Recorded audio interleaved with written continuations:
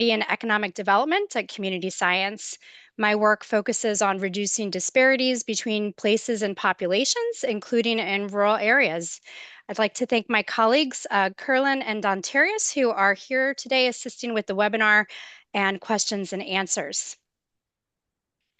We hope you will take away several key learnings today, including how to pay attention to specific needs of diverse rural populations, including families, youth, and people with disabilities. We hope you'll learn some strategies for proactive, inclusive planning in rural communities to strengthen disaster response and recovery. And we'll focus in on some key areas like housing, small water systems, and engaging people with disabilities and youth. And we also hope that you'll leave with a better understanding of the need for trauma-informed recovery to build community resilience. Helping communities recover and heal is a critical part of this process as well. I am joined today by Daniel Elkin, who is the Director of Policy Impact and Innovation at CDCB, or Come Dream, Come Build, which is a multifaceted affordable housing organization devoted to utilizing collaborative partnerships to create sustainable communities across the Rio Grande Valley through quality education, model financing, efficient home design, and superior construction. He's responsible for initiating CDCB's research initiatives and advocates on behalf of policies that expand homeownership at the local, state, and federal level. In addition, Daniel coordinates CDCB's resource development and data collection efforts, and we're really pleased to have him with us today on our panel. I also have Brandy Gilbert, my colleague, who's a senior associate here at Community Science. Brandy brings expertise in researching topics and evaluating initiatives related to community resilience, especially efforts that build community capacity to respond to natural disasters. She also has extensive experience working with youth to build their capacity to lead change in their communities. At Community Science, we work with philanthropy, government, nonprofits, and grassroots organizations to help them strategize, research, and evaluate initiatives that result in healthy, just, and equitable communities. In our equitable community development practice, our work promotes opportunity, thriving, and resilience for people and the places where they live, work, and play. Our goal is to support systemic changes that ensure a fair future by strengthening community capacity and supporting place-based solutions that are fair and accessible, support human thriving, and build resilience to adversity. Before the panel starts, I'd like to provide some basic framing for our conversation. Rural communities are at risk for climate and weather-related disasters. For example, we see here that rural counties across the Southeast and Southwest are particularly likely to experience extreme heat. On this next slide, we see that many rural counties are exposed to flood risk as well, and not just in coastal areas, as we might assume. And for this last map, we also see that wildfire risk is particularly high for rural counties in the western half of the country. Rural communities that face these increased risks have certain vulnerabilities and have fewer resources to prepare, respond, and recover from these disasters. We might find fewer staff and systems in place for planning and emergency response. They may have large land areas and long distances between places that can make response and recovery challenging. Many small communities have one road in and out of town, which certainly problematizes evacuations and getting to respond and recover in these communities.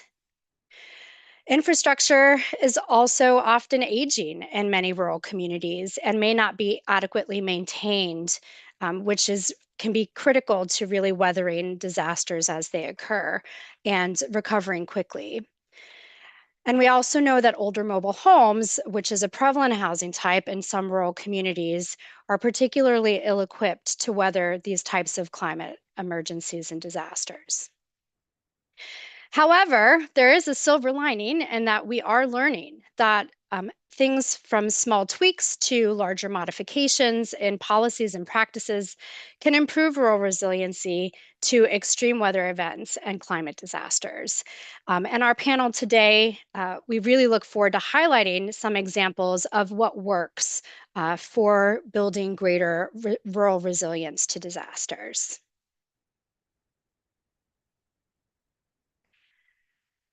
So now we're going to move into our panel, and I'm really pleased to converse with Daniel first.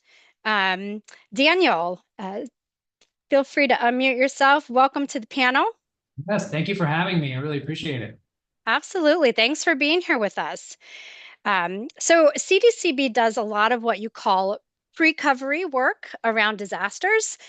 Can you describe the types of disasters you've seen kind of hit the communities that you work with in South Texas and how that's informed and shape your pre-recovery work in the rural communities you work with? Yeah, absolutely. So we're here on the Gulf Coast, here in Brownsville, Texas, as far south of Texas as you can go. So primarily, we've had hurricanes that have impacted our community off and on for the past few years. Probably the one that informed our work on recovery the most was Hurricane Dolly in July of 2008, which was not necessarily a direct hit on our community, but the subsequent flooding from where it did make landfall was absolutely disastrous. Most of Cameron County, the county that we were in, you had large sections that were underwater, major flooding event. And so we really learned from that some of the hard lessons that I think a lot of communities have learned about recovery, which is that process after the initial response where you are trying to rebuild your community in many respects. This is where we saw what I think many people are now familiar with FEMA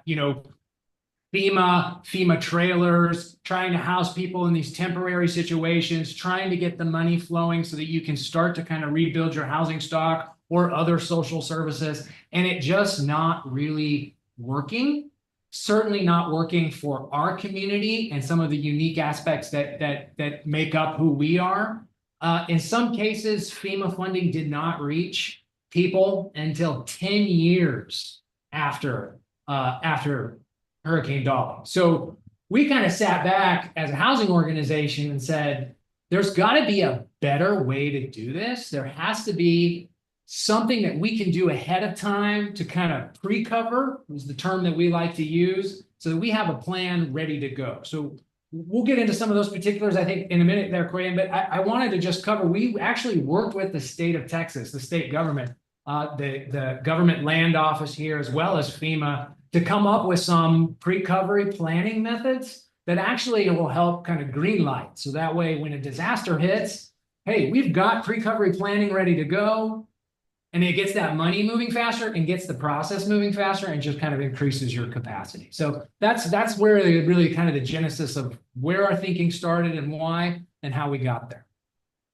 That's great. And I know we received some questions at registration from folks wondering about things like getting states involved in this process. So we'll look forward to hearing more from you, maybe particularly during the Q&A.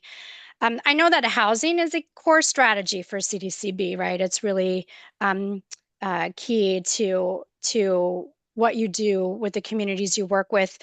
Can you describe the Rapido model that you have developed and that you're now using with communities, in terms of how it relates to increasing that upfront preparedness you referred to, as well as really helps to speed up recovery post-disaster? Yeah, absolutely. So Rapido was really the culmination of everything that we had learned, the negative experience that we had post Dolly. And what it is really, like I said, that pre-recovery planning process. And the things that are really important, again, after a disaster, it's almost impossible to do these things. And it's things like data collection, knowing where the social vulnerability is in your community so that you know where you need to get help. and yearly and environmental reviews. Those are things that if you don't already have those up to date when a disaster hits, there's certainly no way that you're going to be able to do those in real time and trying to respond and recover afterwards. So really just putting it on local municipalities or local counties to start to do that work beforehand and really making sure that it's done in a way that's thinking forward. The other thing that I would say, more than just, okay, we've got the data, we've got, social vulnerability mapped out as far as where the communities are going to need the most help the quickest. The other essential part is pre-procurement. Going out and getting the contracts in place with local vendors and keeping them updated with local service providers. So that way, when disaster strikes, you already have contracts in place to bring those people back to do the work that needs done in the recovery period. So this can be something like building materials, as large kind of major capital intensive items as that, or more importantly, is really just some of the services. So one of the things that we try to map out in our pre-planning process is like a navigator, because that's one of the things that once people are trying to figure out how to repair their homes and go through that process, it's extremely confusing. It's extremely complex. The rules are all over the place. So making sure that you have a team of trained people that can step back in as soon as the disaster is over and you get to that recovery part, that can navigate people through that. So that's one of the things that we try to pre-procure. Pre-procure sites, intake sites, so that people can come and bring in their applications, bring in the things that they need to find out more information. One of the things we learned in Dolly is that when you have a disaster that strikes your housing stock, it's really what FEMA does to determine the damage and thus determine where funding is going to go to kind of replace a house or repair a house, is they bring in outside contractors from all over the country to come in and actually do individual inspections. Again, they're not necessarily from this community. And so even though they come and they try to do their best, a lot of times, we're right on the border. Most of our population speaks Spanish. So you're getting a lot of contractors from other parts of the country that don't speak the language. And then they're trying to explain to people, well, this is why I assessed your house this way. So either working to have local populations that can do that, or having social navigators that can at least kind of connect the dots for them. And the other thing I would add on that is, the FEMA trailers, which I think has become this almost kind of thing that everyone understands post-disaster, is these terrible situations. What typically happens there is that's supposed to be temporary housing. And that temporary housing is supposed to eventually transition to the repaired housing stock, and then people move into that. But of course, that repaired or new housing stock never really happens. And so they end up stuck in the FEMA trailers for a much longer period of time than was ever anticipated. And then there's a time where those FEMA trailers are going to literally be taken away because you've hit the wall as far as how long the FEMA is going to fund those. The Rapido model, what we use locally here through CDCB is volumetric modular housing to deploy a temporary home within like 2 weeks after the disaster. We can get a temporary home in place that people can live in, that's going to be right on the site of where their previous house was, if it's cleared out of the way and we can get them in. And then over time, we can transition that volumetric modular home that was temporarily constructed for temporary purposes, I should say. We can convert that into the eventual permanent home within 90 days. So it's a much quicker turnaround. We were able to work with the state and the GLO office to actually make sure that FEMA funding was okay with that it could at first fund that temporary dwelling, but then transition also then into the permanent home. And so that's one way to really cut down the timeline. Again, people get to move back to their neighborhood next to their neighbors and the people they know. They're not in some kind of FEMA trailer camp. And these are all little ways. I would say if I could sum it up in one thematic piece, it's really that you're giving back a sense of local control, right? You have where the local government has pre-procured these items, pre-procured this expertise so that it's ready to respond and it's ready to say how things should work. And it's not necessarily a top down or an outsider perspective telling you how to do those things. And so that local control piece is so important to us for Rapido. Rapido has its own website for those that are interested. I'll make sure to put that in the chat, and of course, happy to answer questions or go into more details as needed, Graham. But that's it in sum. Awesome. Thank you so much. And again, I, appreciate hearing about working at with the community and multiple levels of government to get these systems set up in advance of disaster striking. And really love those examples. So thanks so much for sharing. And yeah, I'll definitely will circle back with more questions on the planning type of planning you do and the housing model and response models that you're using. We are going to shift now to a different area of vulnerability. Um, Hopefully, I heard some strong connections already with what Daniel has shared um, about his work in South Texas and the work of CDCB. So it's always great to see synergies across learning, across places and disasters. So I led case study research on two rural communities that also happened to be in South Texas that were affected by a deep freeze in the winter of 2021. And in speaking with the water system managers, the operators of these systems, the board members that come from the community, and the customers from these systems, we found some particular areas of vulnerability, um, including whether the water pipes are above ground or buried in terms of whether they freeze and whether they're exposed to the elements. Also, whether an electronic monitoring system is in place to detect water levels and leaks on a regular basis, and then how these might be affected by power outages, which was the primary issue during the 2021 event. Whether backup generators are present at all, and then at all system facilities. This was a vulnerability across both systems that we spoke with. How far apart the system facilities are from one another, which affects the ability of staff to actually access sites far away, particularly under a deep freeze condition where the roads were iced over. And in terms of regular processes, how well performing and maintained the system is prior to disaster striking, the existing processes in place for reaching customers in an emergency, which I think ties in a bit to some of what Daniel was speaking about as well. And then also this an overall shortage of trained local staff and contractors that are available for that response. So Daniel, another great connection in terms of understanding the local capacity to respond quickly and thinking about getting some structure set up in place.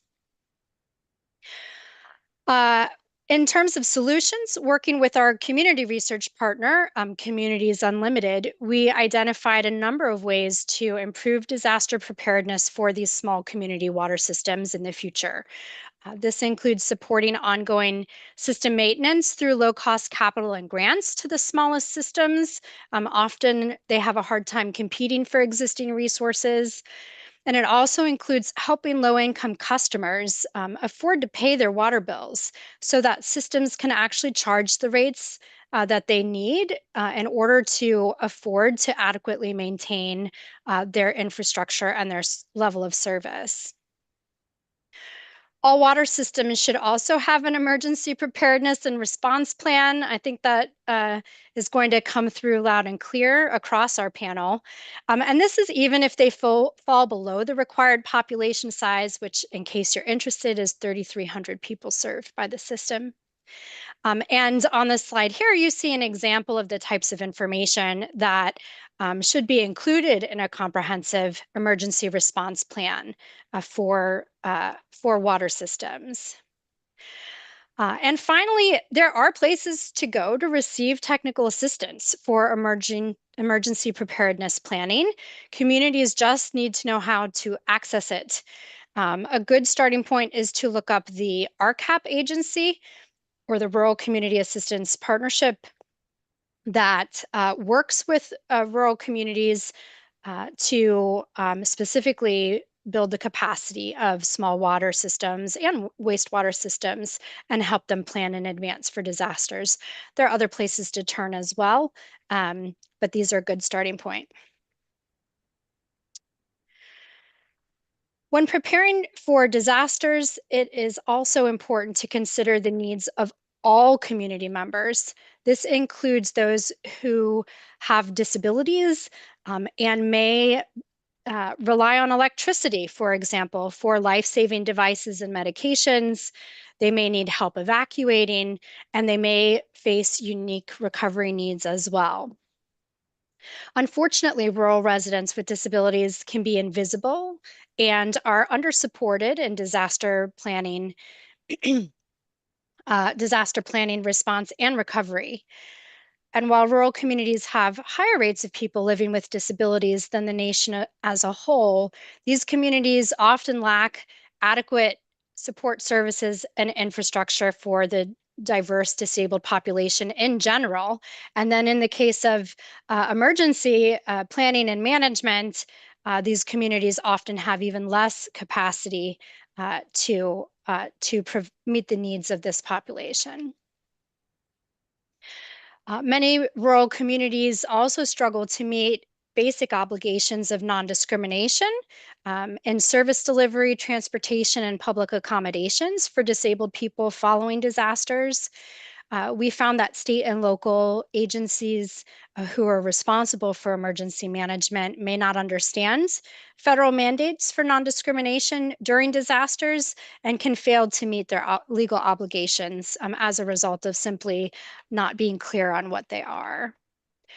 And finally, the research that I'm describing included a scan of available major federal programs that support disaster planning, response, and recovery, and found that very few, if any, programs focus specifically on rural areas or specifically on people with disability and ensuring that their needs are met in all phases of disaster planning through recovery.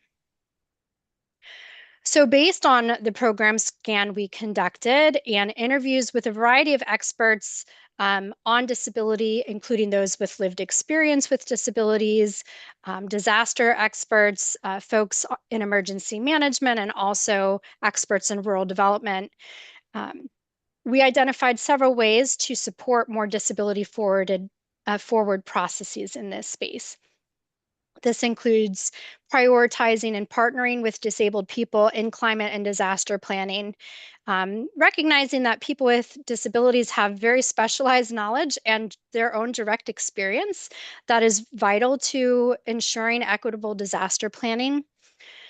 These individuals can fill key partnership and leadership positions in these processes, from serving in advisory roles to being hired directly as staff in the emergency planning and management space. Other lessons include tailoring to local rural contexts and needs, such as providing alternative portable energy sources in case of power outages.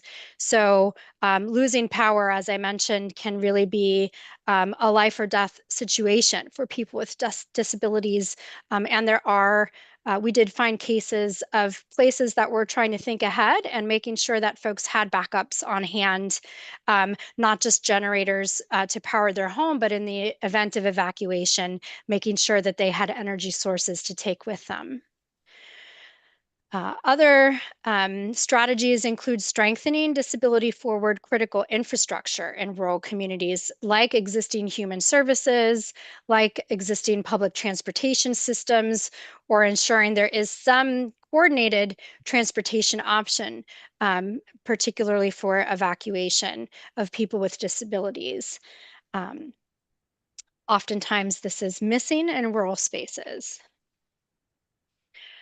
Also, improving government agency coordination at the national, state, and local levels, and increasing investments in climate and disaster planning. Again, we found some really interesting examples of how this could be done if it's not already being done. And Daniel's also already discussed that important role of coordination in advance as well.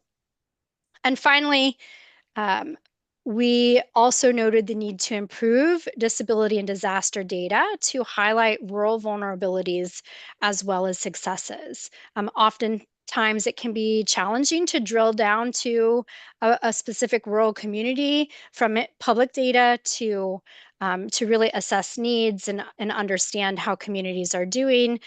You often need to tap in to that local knowledge to make sure that you're understanding, as Daniel discussed, the specific vulnerabilities facing that community. Um, and, one example that we were given was the fact that whomever is responsible for local emergency management, those are usually residents in the communities, and they actually know the folks who live in that place, and they know where the older adults live. They know where people with mobility impairments live. They know where youth live. They know where all of the vulnerable people live in the community already, and just being able to tap into and mobilize that data for planning purposes can be really critical and just not something that's always done in advance. So we're going to turn now to speak with Brandy. Great. It's great to have you, Brandy. Thank you so much for being here. Thank you. Thanks for having me. So a lot of your work has focused on youth leadership and engagement, and you have, some really specific experiences working with youth recovering from disasters, which I'm really excited about learning from. Why is it important to consider the effects of disasters on youth? Yeah, I definitely want to get to your question. Also, some things that both you and Daniel were sharing had me percolating, and I have tons of notes and just thinking about a trend that I really am hearing in our conversation that's relevant to my remarks is that context matters. And, there's the rural, suburban, urban, and all the things in between. And in the rural context, something that I've seen, not only in working with youth, but also, as Corinne, you mentioned, thinking about federal programs. Like I was also involved in my past work in a large scale study looking at CDBG-DR. So looking at block grants that focus on disaster recovery in all types of communities, really. And what you commonly see in the rural communities is that you're having funding sometimes that surpasses what organizations and local entities may have had. So the budgets could be even larger for 1 year than what has gone through in the past. So it's so robust, sort of what you need to kind of pass through that funding. And that's one end. And then the other end you're seeing is disasters that aren't getting that level of funding. So what some organizations like Margaret A. Cargill has focused on, thinking about those low attention disasters, which are happening a lot in the Midwest, where they're going on and they may not even be making the news. They may have a federal declaration attached to them with funding, or they may not. And so you're thinking about like the larger context that rural communities are operating in. And our conversations also making me think about the balance of resilience and vulnerability. Just in the having disaster research background, there's always this pendulum swinging about like people are strong, they can hold it. No, there's more need for support. And we always keep finding in the research that the balance is really in the middle of like, yes, there's both things at the same time, and that it might look different in the rural context compared to some others. So to your original question about thinking about young people in the context of rural disasters, there's so much we could talk about. But one thing I really wanted to point to is the role of uncertainty in some of the work that I've done in the past following the 2010 BP oil spill in communities like in Bayou Battery, Alabama. Like you said, having one main road leading in, one or two stoplights, super small, especially then, is the role of uncertainty. In that case, it was a technological disaster having an oil spill. And speaking with young people, when I say young people, I mean usually teens and sometimes young adults, but doing work, especially that focus on middle school and high schoolers, was seeing that so much uncertainty of not knowing. When would the water open back up? When could we return to normalcy? Is it safe to eat seafood? Is it safe to breathe the air here? What are the health impacts on me and my family? So there's just so much happening on top of what Daniel was saying is other disasters where you have like relocation and those things. It's a different beast, but kind of unfolding in a rural place. And something that I found really interesting is young people's connection to the water. And so teenagers had their own boats. They were operating them by themselves. They were fishing, just being out there sort of recreating. And one young person said, like, it took a piece of me. Like that's how they described the BP oil spill. But at the same time, it was a disaster where not that many people were talking to young people. They were talking about all the news was about the health impacts, the economic impacts. Some people termed the BP oil spill like the money spill, because also it had all of these, like BP was sort of coming in and laying all of these resources, but kind of back to something that Daniel was sharing is like how those resources channeled and with even with things like pre-recovery. I love that term. It's like who is a part of pre-recovery and recovery and who is not. Who are the loud voices? Who are the quiet voices? And just seeing young people often left out of the pre-recovery and the recovery voices. So something that I wanted to share. Thank you so much. And thanks for yeah, for just helping to connect the dots. So, again, and show the convergence in some of our messages today as a panel. Kind of looking at the recovery side. Yeah. I know you've had the opportunity to work with youth to really help expose kind of the trauma that you've already been describing. Based on your research, what are some of the best practices that you have found for supporting youth after disasters? And with an eye towards improving, I don't know if shortening recovery time is the right word, but improving, um, their recovery time and improving health and how it goes on to affect the rest of their lives. Yeah, I would say one thing is I like to think not only under the disaster brand, which I have called myself a disaster researcher in the past, but I've backed more into like a resilience framework and not in the buzzword because it's had a lot of frameworks. But what I really like about it is that resilience takes into account both chronic and acute stressors. So disasters on the acute side, and then the chronic is thinking about things like food insecurity, housing instability, economic instability. And so one thing is recognizing what young people and their families may already be dealing with before a disaster and like what happens when chronic stress meets acute stress. It's like on top of uncertainty and all of those things, everything that you have going on. And that's what some of our current work really teaches me is like having young people involved in addressing all of those stressors. And then in terms of recovery, I mean, shortening, yes, it's a little strong. I think recognizing that it's going to be going on in long term. To me, you can say all these lessons to me, they're textbook, but something that my recent work has really pointed to me is how quiet some of the strongest work is. And I would say around building social capital, social emotional supports, and how the more and more I talk to nonprofits and continue to build those relationships. And how they talk about how they build with young people, which I like to say is relentless. It is always showing up, always being there, no matter what time, having support teams, passing relationships, sharing transferable trust. And what I found in our work about lots of different things is that we're constantly looking for like those markers, like how many young people got jobs, how many young people are in this recovery camp, like all of those things, which some people call like the outputs. But to me, the real work and the work that we really have challenges tracking is like getting under there. So how do you build that safe space? How do you recognize in a rural community that it might not be the typical one? And even, you have schools, churches, those things, but I even mean like it might not be those things either, like just being at somebody's house. And so how do you tap into informal structures that are actually the things that are driving communities and like where young people feel safe? And then the second one, there are lots here, but the second one I'll just highlight is empowering youth to be a part of, lead, or even just be a part of recovery, is that often those are the voices that are left out. And what I love about the age that I was talking about is like it's really that younger to older adolescent age.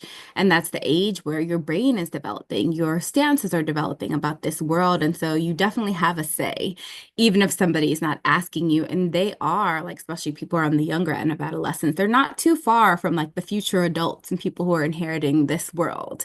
So to me, just pushing into that agency pendulum, respecting vulnerability too, but like what are the things that young people could be doing in both the pre-recovery and recovery? And there's lots of research about, you know, being part of how a community is rebuilt, making sure that those trust centers are there, being a part of peer supports. There's just so many stories of how young people are helping to drive and support recovery in a safe way.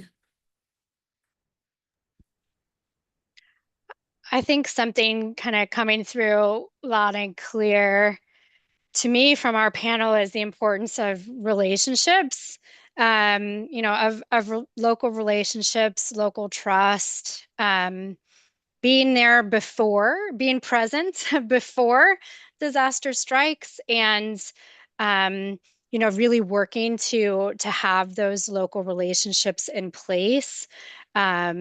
Just seems like a really important aspect of that pre-recovery process or that planning process that we're all working, discussing that, of course, extends beyond disasters. We happen to be talking about disasters today, but, I think in rural spaces, especially that trust and those relationships, and that kind of community civic infrastructure is just really important to build on the ground every day. So I appreciate that coming through kind of what we're sharing. I would just add to that, Corianne, Please. and also that like that is the work.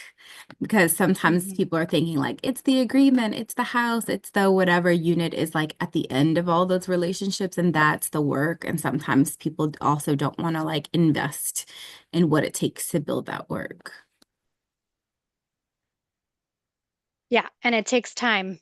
And it takes place-based organizations like CDCB and others that, have a commitment to work with particular communities over time and to really cultivate those types of relationships and trust.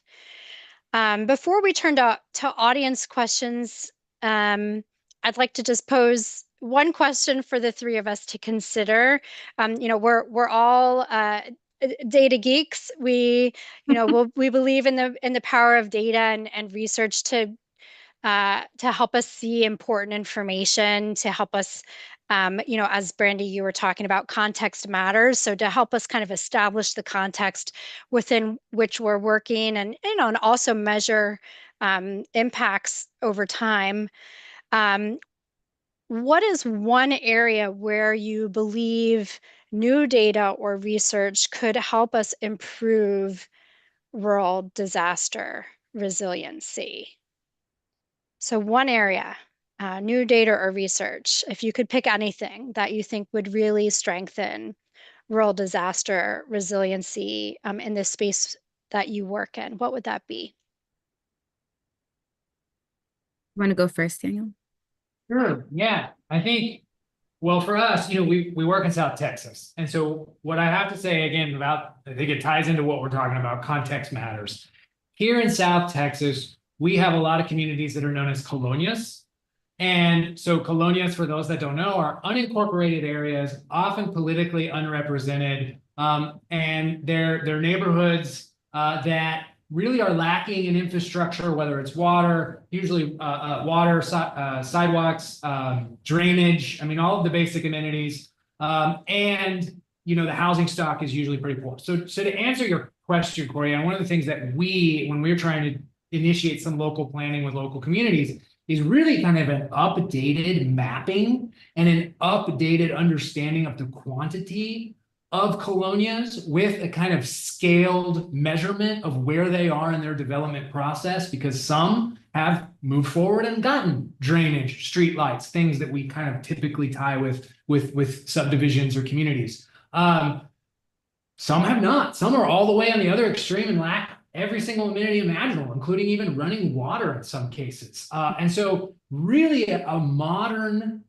definition and a modern mapping and locating of these communities. Because again, when a disaster hits, if you're trying to identify who needs the help the quickest, having that data set in front of us, being able to say, hey, we know that these colonias are here and this is what they don't have even before the disaster, that would be something that would absolutely change the game for us. Now, I know that's very specific and unique to our region, but I think it plays to our overall theme of that context. Yeah, absolutely. Brandy? I'm gonna sneak in a top three just because I have so many ideas percolating, but I'll be fast. Go So for it. one is like more models on youth agency that are safe, comprehensive, can be taken to different places, including rural, like where young people are driving, pre-recovery and recovery and all the things. Two is generally just more long-term work. We constantly see sort of the harping on response, recovery, but we know so many disasters are there for a long time. And three is the focus I mentioned earlier on more smaller, mid-range, like those low attention disasters that have big impacts, often for rural communities. It's my top three hit list. Hmm. Do you want to define low attention a bit more, just in case Yeah. there are folks in the audience less familiar with that? Yeah, so it's often those disasters, like I had mentioned, they may have well, also there are different ways to sort of define it. The way that I think of it is those disasters that may have a declaration or they may not, but they're often in like a smaller scale language area. They're not getting sort of that traditional news attention. They might also be hitting smaller areas where, like we talked about, the infrastructure is a little bit less robust. So you're seeing those large amounts of funding that could come in that haven't been seen before, or you're seeing not enough resources because it's not even so clear always like what a big impact something can have, even if it's a small scale disaster, because of the magnitude of the area and like all the impacts that something could have. I don't know, Daniel, if it seems like this also touches your work, if you had things to add there.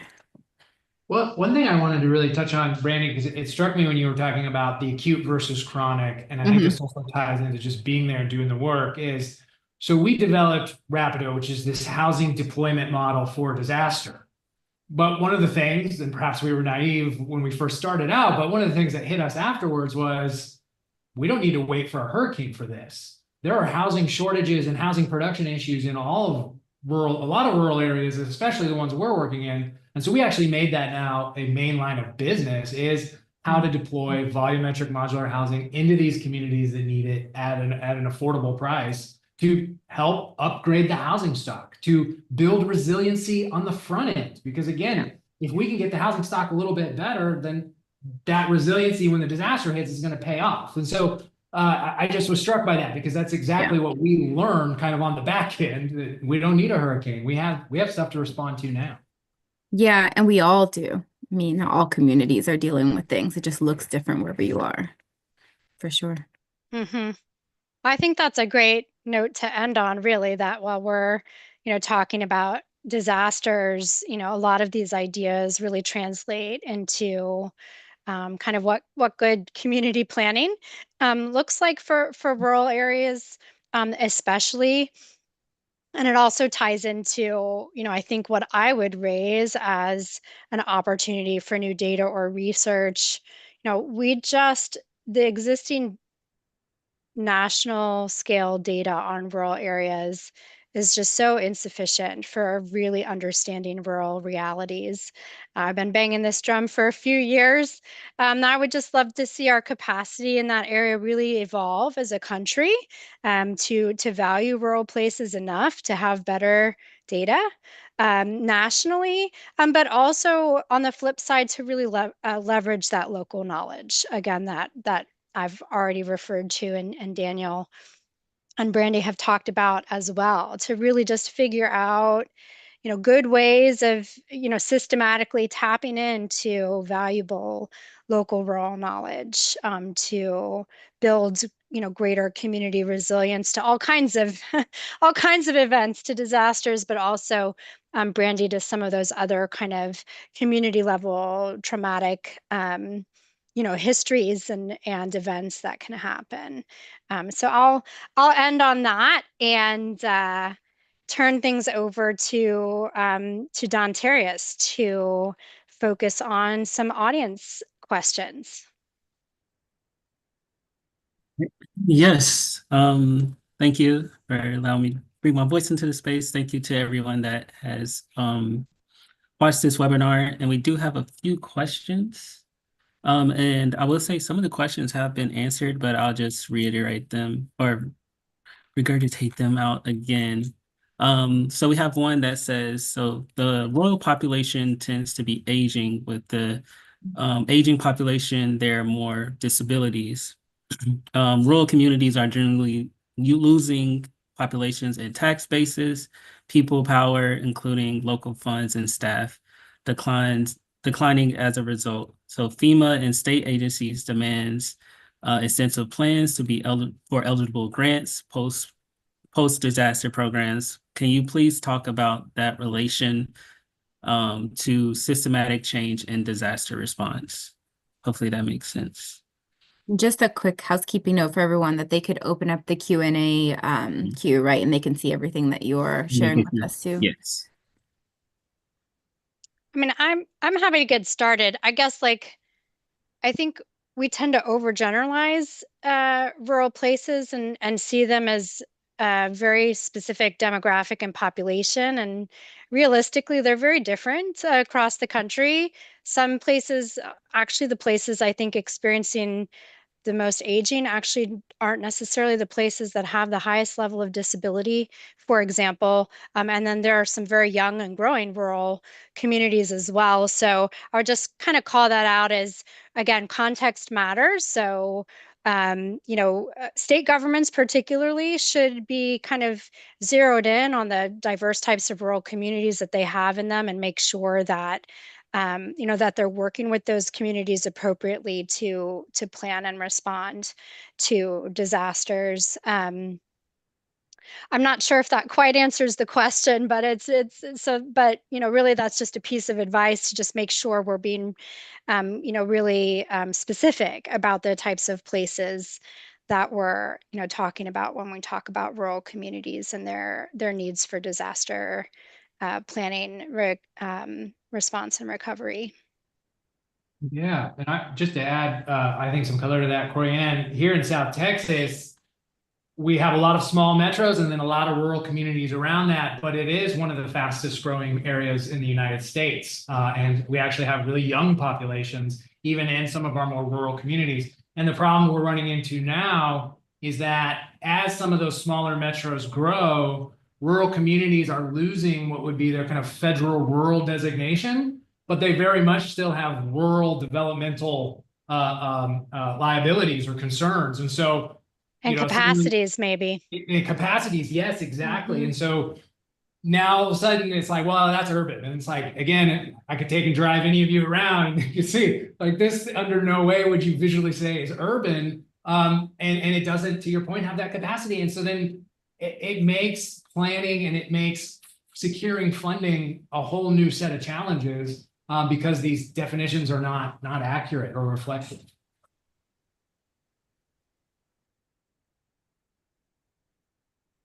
Thank you. Yeah, let's move on to another question. Yeah, and Brandy, we have a question for you pertaining around youth leadership and youth engagement. So basically, the question is, how do you engage youth and how do you engage and involve youth in rural communities and small towns after they lose their young people after high school, so post-graduation? Yeah, and I saw this question and nod to like the number of young people is going down in some rural communities. And I would say thinking about who's there, like sometimes we assume because a voice is small that it doesn't exist, even if it's like people of various abilities, like what Corianne was talking about. And also the second, so considering that, like who is there? What are the voices that are there? What are the age brackets? So if it's like it's not high school, but you have a lot of younger kids and they're having exposure too, and that looks a little bit different to engage younger young people or younger children. And so who is there? What are the voices? And then also, kind of like Daniel was talking about, like, what are the neighboring areas too? So every disaster I've ever worked on, there's usually like, even if it's not getting a lot of attention, there's like, oh, this is the focus. But then there's always people on the perimeter that are saying like, what about us? It's happening here too. They might work there, but they live here or vice versa. So thinking about like, what are those areas surrounding too, where you likely are having the impact, and then the number of young people might look a little bit different, or also your larger population might look different if you're thinking sort of like more big picture main area and surrounding areas. And especially in rural communities, like there's so much connection, even recognizing that the next place might be that's populous might be really close, or it might be a little bit farther, but the ties might be strong. Everybody's working here and living there, like that example that I gave. And thank you. I do think that's an important point also for Steve and Matt who shared that. Thank you for bringing that up. And I love the ability to see that the building of that civic engagement of youth, while they're still in those developmental years, as as a critical input to sustaining and building, the future of rural places as well. Because I think, as the stronger our attachment to a place is, the more likely we may be there to want to uh, let me try that again, getting tongue-tied. The more likely we could be to staying there, continuing to invest, um, in a community for the long term as well. So I love that idea of, engaging folks while they're young and showing them that they can have agency in their community, and they can, be a leader, is really important in rural contexts as well. And Daniel, we have a question for you. Someone said, well, first, how do you spell colonius? And can you just talk a little bit more about that concept? Absolutely. So Colonia is Colonia, Colonia. In Mexico, that's usually used as a description of a neighborhood or a subdivision. That's a colonia. Here on this side of the border, it is really unincorporated communities, meaning that the local municipality doesn't claim them. And so they fall into the kind of jurisdiction of the county, although often counties don't really have the capacity to really do a whole lot for them. They're usually places where immigrant populations had kind of first came to America, was part of the agricultural workforce, and built their homes. And so really from scratch a lot of the times, right? Just families coming together and building homes. And so what you have oftentimes, especially in the 1990s, things have changed recently, but in the 90s, you would have entire communities that would not have connections to utilities like electricity, water. You wouldn't have paved roads. You would not have really kind of any zoning, obviously, or design of the community. And so there are hundreds of those such communities, really thousands in all of the United States, hundreds here in South Texas. And so these are places that have major developmental challenges. And so CDCB has been involved since the 90s to try to help meet those communities where they are in terms of improving their housing stock, making sure that they're getting those connections to social services. These communities are extremely prone to disaster issues, as you can imagine, specifically around flooding, because usually whatever they have created in their community for water, to get water to their communities, flooding is going to disrupt that because it's not your kind of traditional system. And so those are, I think, major hurdles or obstacles that are unique to this area. Last thing I'll say is you also end up some really interesting political situations with that. So just to give you a quick example, the city of Brownsville, as it grew, it actually grew around what is the largest colonia in the United States, which is Cameron Park. And so if you look at the map of the city of Brownsville, it just has a giant donut in the middle, which is this community called Cameron Park. And the reason that the city never annexed it or took it in was because it's a colonia with a lot of developmental issues. And the city simply did not want to have to be on the line or on the hook, so to speak, to fix some of these. And so these communities are, like I said, dotted all throughout South Texas. And so hopefully that gives you some idea of what a colonia is.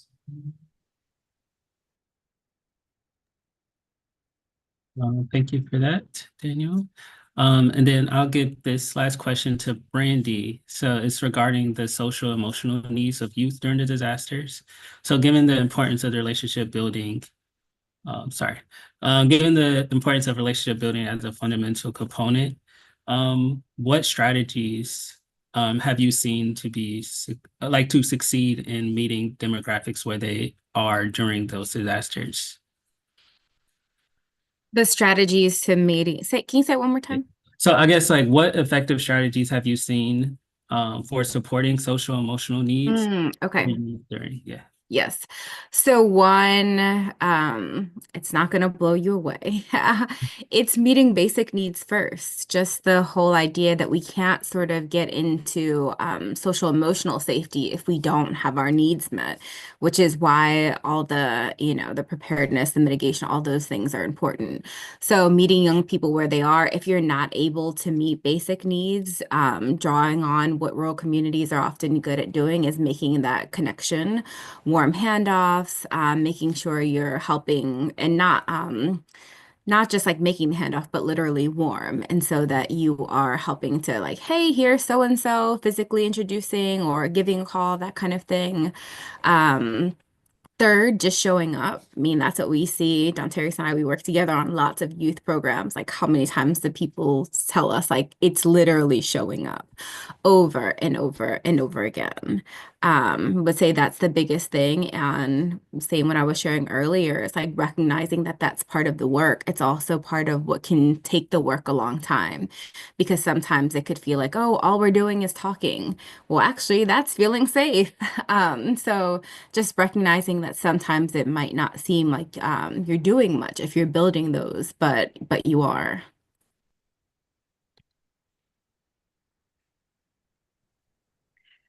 Thank you so much, Dontarius. I think, are we good on the questions? Yeah. Yeah, I'll pass it back to you for the closing. Wonderful.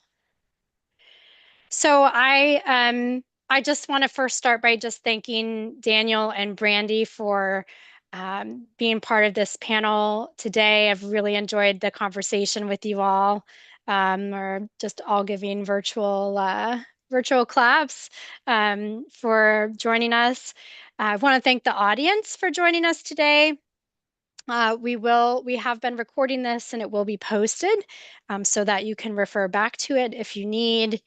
Um, we would also always love to support you all in understanding the issues that are facing your communities and regions, urban, suburban, and helping to identify community-driven solutions.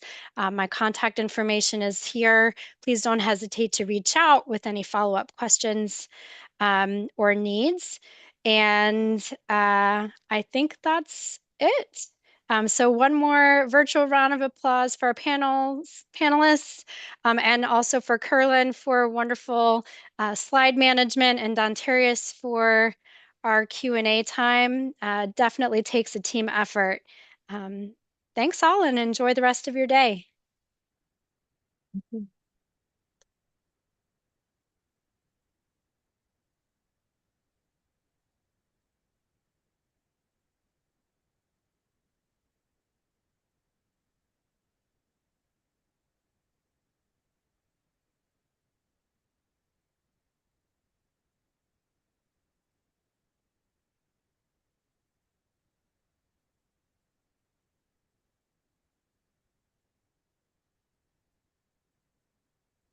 Thank you all very much for all of your contributions.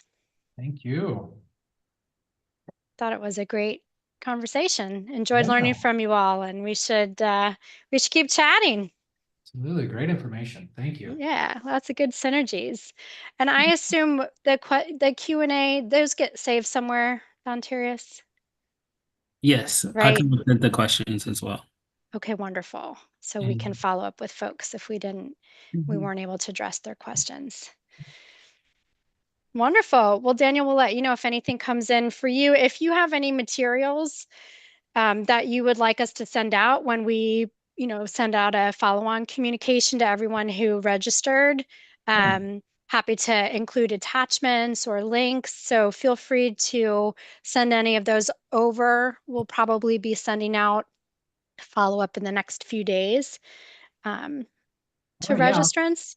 great. I'll check and see if we have any PDFs on Rapido or anything that might be helpful. Thank you. Yeah, sounds good. All right. All right, everyone. Thanks so much.